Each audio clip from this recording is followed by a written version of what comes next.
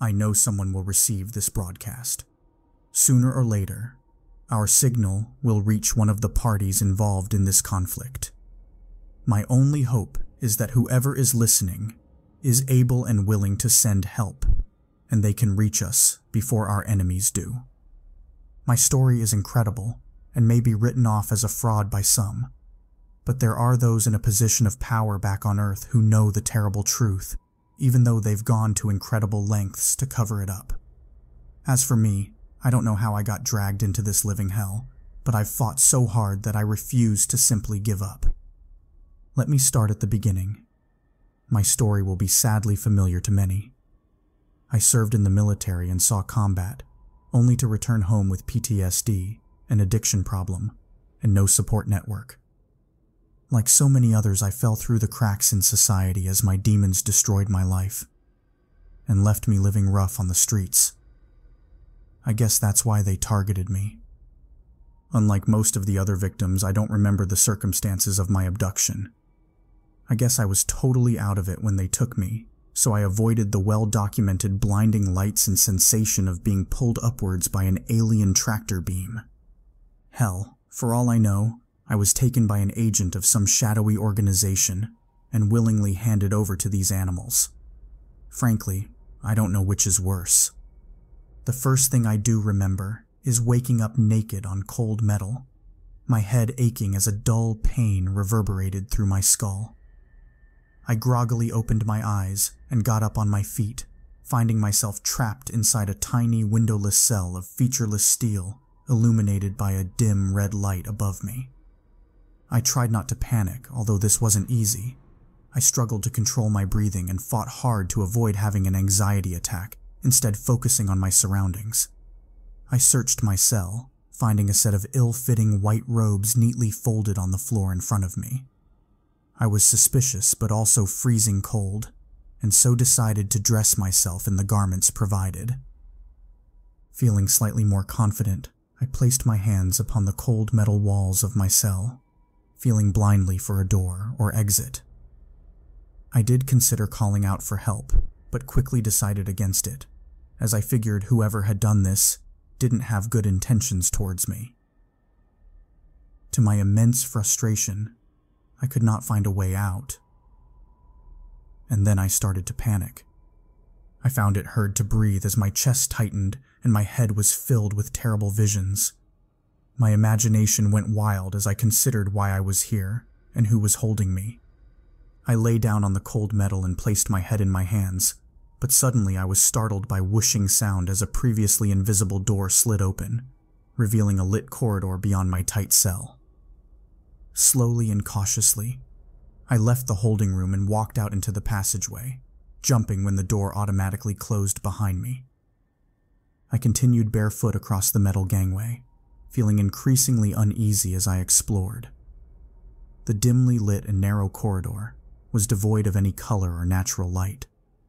Austere and featureless, I was reminded of the inside of a battleship or submarine. Listening intently, I thought I heard the soft humming of far-distant engines, although I couldn't be sure. However, I did experience a terrible foreboding as I slowly advanced. I felt sure I was being watched and wondered what my captors wanted with me. Once I reached the end of the corridor, I discovered a T-junction with two seemingly identical corridors before me, one going left and the other right. Standing still, suddenly I heard a booming robotic voice calling out to me from invisible speakers. "You are the subject of an experiment. This is the labyrinth. If you make it to the center, you will live." I gasped as raw panic pulsated through my body. My instincts and military training kicked in as I experienced an intense heat behind me, turning to see a wall of flames rapidly advancing along the corridor I just walked down. My skin singed as I ran from the fire, and I chose the corridor on my left as I dived for cover. Thankfully, another shutter door slammed shut, trapping the wall of flames on the far side. I got up on my feet and shook myself off, relieved that I hadn't burnt to ashes, but terrified by the hellish situation I found myself in. The labyrinth. That's what the voice had said. Make it to the center and you'll live. I was a rat in a maze, tormented by my yet unseen tormentors. Of course I didn't want to play their twisted games, but what choice did I have? Despite the hell my life had become, I wanted to live. I continued walking, advancing deeper into the labyrinth whilst keeping my eye out for traps. I made my way down several narrow passageways, all appearing identical to the last. I had no clue whether I was heading in the right direction or not. Come to think of it, I had no idea of how large this maze was or how I would reach the center. For all I knew, this was all just a twisted game planned by my captors, and they were simply toying with me. The fear was building inside of me, a sickness rising from the pit of my stomach. Somehow I knew something bad was coming, but I never could have guessed at the threat I was about to face. I froze when I heard it. A low, animalistic growl from the corridor behind me. I turned slowly, seeing a monstrous shape in the shadows. And suddenly the invisible speakers blared, and the same mechanical voice called out to me. Meet your competition. Only one of you will make it out of here alive. I experienced an icy cold shudder as I watched the figure approach, and I saw the monster's true form under the dim light. The horror I witnessed was impossible, but yet real. There stood a werewolf, or at least a close approximation of one. The beast was over 6 foot tall, its muscular body covered in thick, matted fur. When I looked to the beast's face, I was surprised to see it had 3 pairs of eyes, all black and glaring menacingly towards me. But what really concerned me was its thick claws and sharp teeth, saliva dripping from its maw as it advanced. I backed up, raising my hands defensively in a futile attempt to defuse the situation. Then the disembodied voice called out once again. Your competitor has an unfair physical advantage. Time to balance the odds. Suddenly, a panel in the wall to my right shot open to reveal a small storage area with a set of handheld weapons contained within a rack. Instinctively, I grabbed hold of a machete and faced the beast, bracing myself as the wolfman roared and charged towards me. My opponent was fast, and I barely dodged the first attack. But I didn't escape unscathed as the beast's claws cut into my side. I squealed in pain and shock, but the cut wasn't deep, and so I stayed on my feet. Thrashing out with my machete, I returned the favor, cutting the beast's back and forcing it to roar in agony. Blood had been drawn on both sides, and I prepared myself for the next attack, turning to face the wounded beast. I saw the anger in its 6 dark eyes and knew it meant to kill me. One of us would surely be dead in a matter of seconds or so, I thought. But events were to intervene. The beast was about to pounce when we were hit by a powerful explosion as the wall itself was blown in. The blast threw both me and my opponent to the floor. I hit my head on the cold metal gangway and was dazed for a moment. Slowly, I regained my senses and rose to my feet, coughing and spluttering as I made my way through the dust and debris. To my astonishment, I saw a huge hole in the wall of the labyrinth, quickly filled as a motley crew tore through the gap. I ducked and rolled myself into a protective ball as a mob of bodies charged past me in a mad scramble. I saw a dozen or more pairs of feet, glancing up to see human bodies, most dressed in sparse robes or rags like me, while others were entirely naked. All were whipped up into a frenzy, their eyes filled with mad rage and a fiery determination. Most were armed with handheld weapons, such as machetes or short swords, although a few carried advanced-looking firearms that I didn't recognize.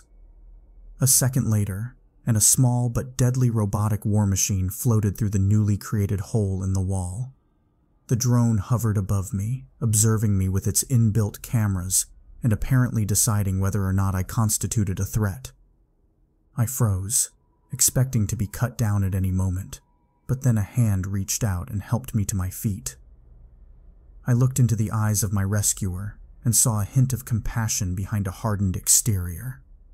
The young woman who'd helped me up looked like she'd been through the wars, her face drawn and eyes tired and bloodshot. When I saw her skin, I noted deep and barely healed scars and wondered what tortures she'd endured. In fact, all of the humans present appeared emaciated and bore signs of torture upon their naked bodies. And yet these people were far from defeated as they waved their weapons in the air and prepared for battle. "I don't understand," I muttered weakly. "Me neither," the woman replied. "All I know is that we're free. These Astri bastards have tortured us all and murdered our friends. Now it's time for payback." I didn't know who she was and what she meant, but reckoned I was better sticking with these guys, rather than the alternative of facing an unknown enemy alone. The hovering robot seemed to be leading the mob, and delivered its instructions in a monotone voice. "Follow me. I will lead us safely through the labyrinth, and on to the next level." I felt a little more confident now. I had help. But in the chaos, I'd forgotten about my previous nemesis. The six-eyed werewolf who'd also survived the explosion and was now back on its feet, snarling aggressively and blocking our path. I lifted my machete and prepared to fight, but the woman stopped me by placing a firm hand on my shoulder. "No," she said. "He's on our side." I looked to her in utter bafflement, but the woman remained steadfast. "Just watch," she said. We stood back as the machine advanced towards the growling werewolf. But instead of attacking, the drone communicated with the beast, speaking in what I guessed was the alien wolf's native language. This sounded to me like a series of unrecognizable grunts and growls. Nevertheless, the werewolf responded to the communication in kind, and its body language quickly changed from aggressive to relatively friendly. To my disbelief, the beast who had almost killed me moments before was now an ally. It made no sense, but I didn't dwell on the confused situation, instead joining my new comrades as we followed our robotic guide and tore down the tight corridors. Before long, we reached a solid wall and I feared we'd made a wrong turn, but then the machine called out to us, saying, "Stand back." Raising its robotic arms, the machine fired 2 powerful rockets, which slammed into the metal wall, demolishing it in a mighty explosion which knocked me off my feet. Pulling myself up, I followed the scrum as we charged through the newly created hole and emerged into a whole new level of hell. Leaving the so-called labyrinth, we found ourselves inside a massive chamber, which looked like some kind of docking bay. Except the cargo were hundreds of prisoners held in stacked cages. So many frightened humans with ugly shock collars secured around their necks. But I hardly had time to take in the horror as suddenly every one of the cages opened automatically, and the collars dropped off the prisoners' necks, freeing them all at once. Some were reluctant to leave their prisons, hanging back like they thought they were being tricked. But others bolted out of their cages without hesitation, crying with fury as they leapt down onto the metal gangway and armed themselves with whatever weapons they could lay their hands on. Most of the prisoners were human, but to my utter astonishment, I saw other species amongst their number, exotic aliens of various descriptions. There were several other werewolf-like creatures, similar in appearance to the one I'd fought back in the maze. There were other humanoid creatures too, some tall and hairless, and others short, stumpy, and covered in thick fur. Most bizarre was a pink octopus-like being which slithered across the cold metal surface, using the suckers on its tentacles to propel itself forward. Despite their differences, all the prisoners seemed united in their desire to escape and seek bloody vengeance upon their captors. But who had done this to us, and why? I had no time to ponder this question, but did receive an answer of sorts as the situation quickly escalated. A blaring alarm sounded throughout the chamber, and a moment later, a shutter door at the far end of docking bay shot open, revealing a platoon of monstrous alien foot soldiers who quickly joined the fray. "Astri!" my female companion cried, a cold terror now evident in her voice. I watched on in horror as 24 red-scaled reptilian killers, armed with guns and war pikes, fanned out in military formation, their cold and predatory eyes full of malice, and the claws on their feet clicking in anticipation as they attacked. The gunners struck first, filling the chamber with needle-like bullets, which literally tore human flesh to shreds, slaughtering dozens and spilling their blood and guts on the metallic floor. Next, the spear-wielding warriors jumped into action, charging forward and setting upon escaped prisoners, impaling them or slashing their throats with their claws. "Come on," the woman screamed. "We've got to fight. Otherwise, they'll kill us all." Her rallying cry was very effective because the mob surged forward with a righteous fury, throwing themselves at the Astri soldiers in a desperate wave of violent attacks. The alien stormtroopers cut down dozens, but still they came. The woman and others used their stolen guns to lay down covering fire, while machete-wielding humans thrashed out at the Astri. The captors were stronger and tougher, but they didn't have the numbers. One by one, the Astri were overwhelmed and cut down by furious gangs of freed prisoners. In the midst of the bloody chaos, I saw the same werewolf I'd previously sparred with jumping on top of an Astri soldier, ravaging the enemy soldier with his claws and teeth in a savage attack. Next, I witnessed the octopus-like being seize a gun from the claws of another reptilian guard with one of its tentacles. Next, it lashed out with a second appendage and suffocated the same Astri, crushing its skull in a deadly embrace. For a time, I stood paralyzed, watching in horrified awe as the savage battle played out before my eyes. But I was brought back to reality when one of the reptilians charged at me, pike extended as it roared in fury. I reacted on pure instinct, using my own blade to parry the first attack. We sparred for a few moments, thrashing out at each other and dodging attacks. But the Astri was bigger, stronger, and faster than I was, and so the aliens soon gained the upper hand, knocking the weapon from my hand and forcing me down to the ground. The snarling beast stood over me, holding its war spear aloft as it prepared to strike its killer blow. I closed my eyes and prepared for death, but suddenly a shot rang out. I looked up in time to see the Astri's head explode into bloody viscera, its scaled body collapsing heavily onto the hard floor. Getting to my feet, I turned around and saw my gun-wielding savior, the woman from the labyrinth who'd led the resistance. Once again, she held out her hand to help me up, which I gladly took. "Thank you," I mumbled. "You're welcome," she said with a faint smile on her dry lips. "My name's Natasha, by the way." I smirked, acknowledging the insanity of making introductions in the middle of this violent chaos.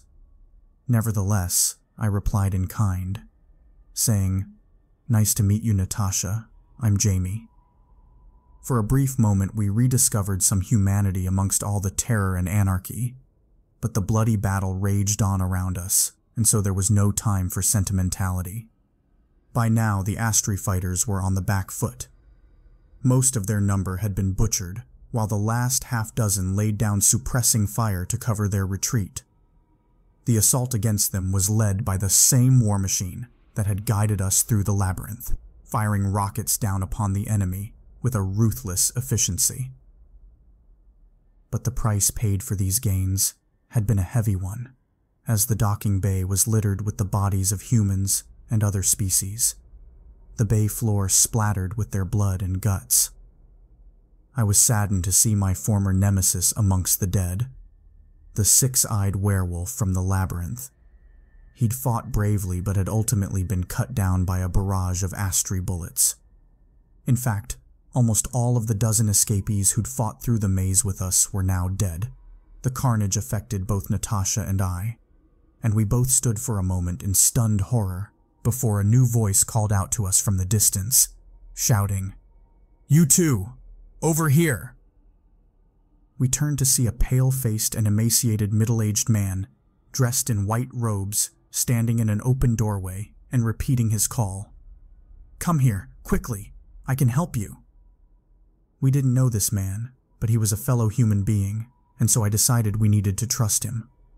Sprinting, we ran through the bodies and made our way to the doorway where we were greeted by the mysterious stranger. Our would-be savior waved us inside before shutting the door behind us. We found ourselves inside of what looked like an elevator, a tight steel container which automatically rose, taking us up to the higher levels and away from the blood-soaked combat zone. I relaxed during the temporary respite we enjoyed, but could not do so for long. Natasha and I were quick to survey our surroundings, noting the stern-faced man who'd called us over and invited us inside, his eyes intensely observing us while his lips remained tightly shut. But what drew our attention was the creature which cowered behind him. I instinctively jumped up when I saw it, a reptilian being similar to the Astri warriors I'd just seen, but also notably different. Its scales colored a light brown instead of red. What's more, the creature was significantly shorter than an Astri, less than 5 foot in height, and it was far less aggressive in its nature. In fact, it or he had yellow eyes filled with fear and anxiety, and I soon got the impression he was more afraid of us than we were of him. I didn't believe this being posed any threat to us, but Natasha wasn't taking any chances. In a rapid movement, she raised and aimed her alien firearm and prepared to shoot. But to our immense surprise, the white-robed man stepped in front of the gun and cried out, "Don't hurt him! He is not Astri. This being is on our side." Natasha was shocked, but thankfully she didn't pull the trigger, instead lowering her weapon and taking a step back. We both looked upon the odd pair with bafflement, watching as the human reassured his reptilian comrade, showing him what appeared to be heartfelt compassion. "Who are you?" I asked in confusion. The man turned towards us and nodded his head before answering. "My apologies. Let me make the necessary introductions. My name is Gideon. I have been a guest of the Astri for quite some time." He paused and turned towards his brown-scaled reptile companion before continuing. "And this is Abel, who I'm proud to call my friend." "Abel?" Natasha exclaimed in disbelief. Gideon smiled faintly before replying. "Yes, well, I'm afraid his true name is quite unpronounceable in our tongue. Instead, I have named him after my late brother back on Earth. I think of it as a sign of respect. I was no clearer on who this odd little man was, or what his relationship was with this strange creature. Then again, nothing that had occurred since the beginning of this living nightmare made any sense to me. I'd received no real answers since the chaos back in the labyrinth, as my entire focus had been on survival. Natasha had been here longer, however, and surely she knew more than I did. She continued to glare suspiciously at the nervous reptilian, like she suspected a trap. "I don't get it," she exclaimed. "If that thing isn't Astri, then what is it? Another prisoner?" "Not exactly," Gideon replied thoughtfully. "It's difficult to explain, but I will try my best. But there's something else I need to show you first. It won't be an easy thing to witness, but alas, it is necessary to experience the full extent of the horror before you can understand the truth." Natasha and I shared a look of cold terror as we considered the horrifying meaning behind Gideon's cryptic words. I was prepared to demand further answers, but a moment later, our elevator came to a halt, and the doors slid open to reveal a horror beyond my worst nightmares. "Welcome to the Astri's Temple of Pain, the pinnacle of their culture," Gideon said grimly, as he and Abel stepped inside. It's hard for me to describe the interior of the Astri Temple, if that's the right word for it. The lighting inside was a dim shade of blood red, giving the chamber a foreboding appearance from first glance. Nevertheless, the entrance to the room was fairly unremarkable, consisting of what I guessed were the alien equivalent of pews, places for the Astri worshippers to sit or kneel while they participated in whatever twisted ceremonies occurred within this hellish chamber. But it was impossible to ignore the vile centerpiece that adorned the far wall, standing above the pews, in the same position one would expect to find a crucifix in a Christian church. The Astri's equivalent was surely the result of bad science, resulting in a twisted mosaic of skin and flesh, all meticulously sewn together in a sickening display. I'd seen enough death in my time to know that the horrific exhibit was constructed from real human bodies, and the foul stench confirmed this was so. And then there were the faces contained within the fleshy canvas. 13 human faces detached from their skulls and sewn into the hellish tapestry, their eyes shut, but mouths still hanging open. Against my better judgment, I slowly walked down the aisle towards the sickening idol, horrified by what I saw, but somehow unable to turn away from it. And then it happened. The faces suddenly came to life, their eyes opening all at once to reveal 13 lost souls, all long since overtaken by terror and madness. They glared out at us, acknowledging the presence of fresh victims to their torturous existence, and then they opened their collective mouths to reveal the utter darkness within. I don't know how they exerted any noise through their non-existent throats, but suddenly they screamed as one. A blood-curdling, soul-destroying wail that reverberated throughout the small temple, rising to a terrifying crescendo that forced me to cover my ears in a vain attempt to drown out the horror. Natasha ran to my side, screaming, "Make it stop!" I looked to Gideon and Abel, who appeared quite calm throughout the terrible cacophony. Gideon nodded to his alien friend and shouted to be heard over the screams, "Time to end this." Abel gently nodded his head and activated a control panel on the wall beside the mosaic of skin, using his thin, claw-like fingers to type in a command. We heard a bleeping sound, and a moment later, the screaming abruptly ended, the 13 pairs of eyes closing and the disembodied faces dropping. We held a moment of solemn silence before Gideon spoke softly, saying, "Finally, these poor souls are at peace." Natasha and I stood by in shocked silence, unable to find the words to react to the savagery we'd just witnessed. Once again, it was left to Gideon to offer an explanation of sorts. "You know, I used to believe the Astri were invincible, that they were so superior to us, and their cruelty was akin to a sadistic child pulling the wings off a fly. I'm ashamed to admit that I once served them when I thought I had no other choice. I believed I deserved to die as punishment for my complicity in their crimes, and this was so nearly my fate. But Abel was the one who rescued me just moments before a fiery death." He paused, looking with affection upon the odd, lizard-like alien. "He was the one who showed me the truth and proved to me that our enemy can be beaten. After all, Abel's people know the Astri better than we ever could." "I still don't understand." Natasha interrupted. "Who is he? And what the hell is all this?" Gideon nodded his head thoughtfully, looking to his alien companion before replying. "Yes, I suppose answers would be helpful. Our time is limited, and so I will try to be concise. The true name of Abel's species has long been erased from history, although I will refer to them as the Gaians. In any event, they had the misfortune of evolving on the same planet as the Astri millions of years ago. The two races are related in a similar way to Homo sapiens and Neanderthals back on Earth, except both subspecies survived to establish their own independent civilizations. The Astri came from the savage jungles where they needed to fight against fierce predators for limited resources.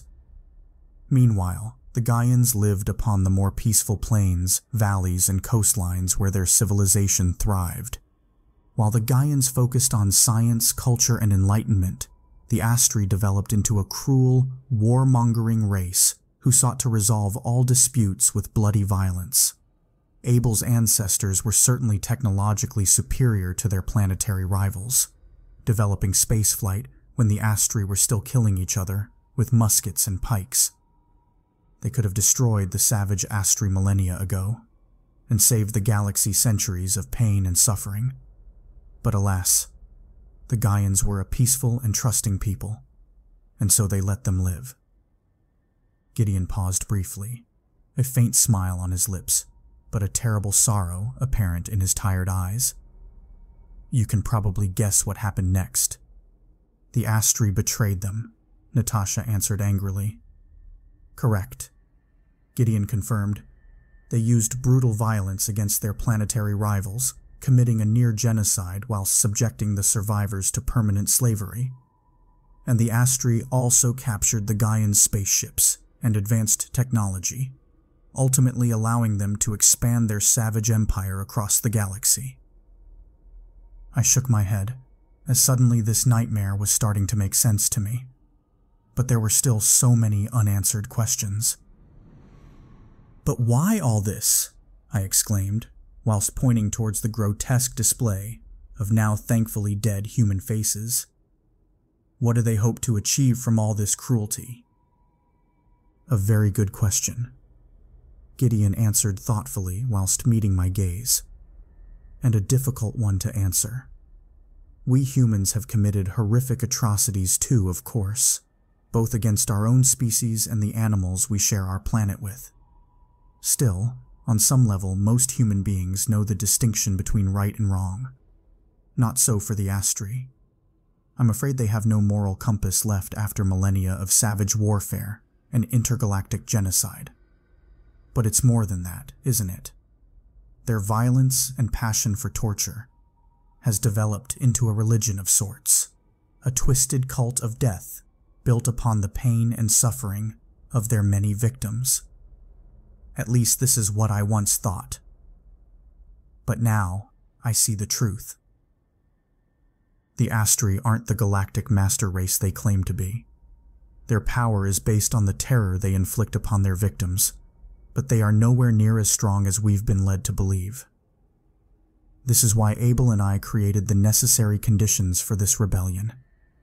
We shall take this slave ship from the enemy and send a message to the galaxy.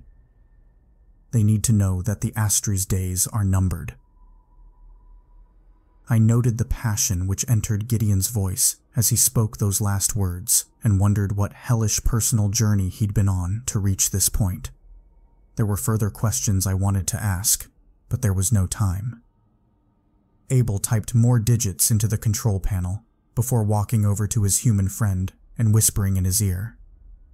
Before long, Gideon shared the latest news with us. "The battle is all but over," he proclaimed. "But there is little reason for celebration. Sadly, casualties amongst the prisoners have been very high, but our rebellion has succeeded. The Astri torturers and murderers have been vanquished, and all that remains is for us to seize the bridge. From there, Abel can take control of the ship and bring us home. Now shall we?" I shook my head in disbelief, looking to Natasha, who seemed to share my confusion. Could it really be so simple? Were we actually going home? I didn't know what to believe, but it seemed we had little choice but to trust the enigmatic Gideon and follow his plan. And besides, we had no desire to spend any more time in this sickening temple of death. Gideon and Abel led the way, exiting the chamber through yet another hidden door and leading us through a dark maze of twisting corridors, which seemed to be the norm inside of this bleak Astri spaceship. Before long, we reached another door leading to an elevator. The ever-resourceful Abel summoned the lift, and we entered, ascending to another level inside of this enormous vessel. Once we exited the elevator, we came face to face with the bloodied survivors of the battle. A motley crew of brutalized but defiant humans sprinkled with several members of various alien species. They had little in common with each other, and even the human beings might have been mortal enemies back on Earth. But old rivalries didn't matter now. All had been abducted from their homes, and even removed from their own planets, by a savage alien race who'd inflicted unspeakable tortures upon them. Nevertheless, as soon as the opportunity arose, they'd fought back bravely and fiercely, winning against all the odds. And yet there was no joy in their eyes, only sorrow and pain after all they'd lost.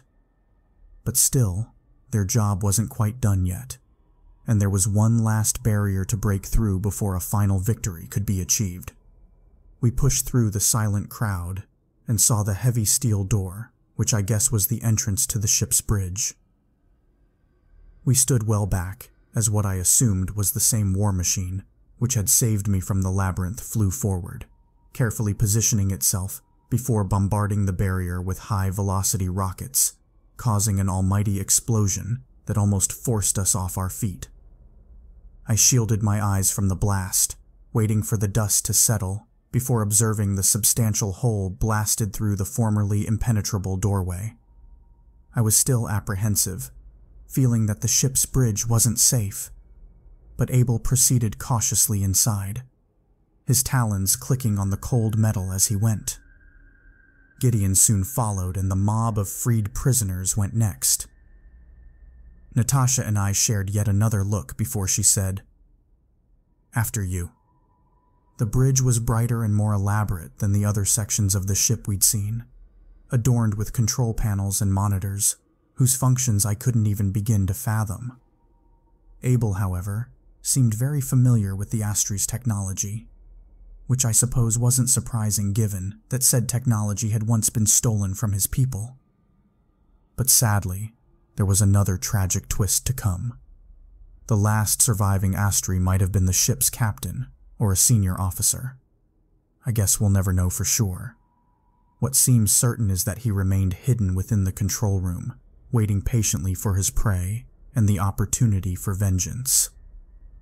The predator moved fast, and before anyone had a chance to react, withdrawing a pistol and firing, the round hitting Abel square in the head and blowing his brains all over the control panel. Gideon responded with grief and raw anger upon witnessing his friend's death, screaming in fury as he recklessly charged at the Astry warrior, only to be hit by a second shot, his body thrown backwards by the powerful force of the impact. In that moment, the mob was consumed by a righteous anger, charging forward as one in a ruthless attack upon the Astry killer. He shot one and slashed two others with his claws before the furious prisoners overwhelmed him, knocking the alien down and brutally stabbing him with their blades. Soon the bloodbath was over as the reptilian lay dead on the cold metal floor, struck down by 100 stab wounds.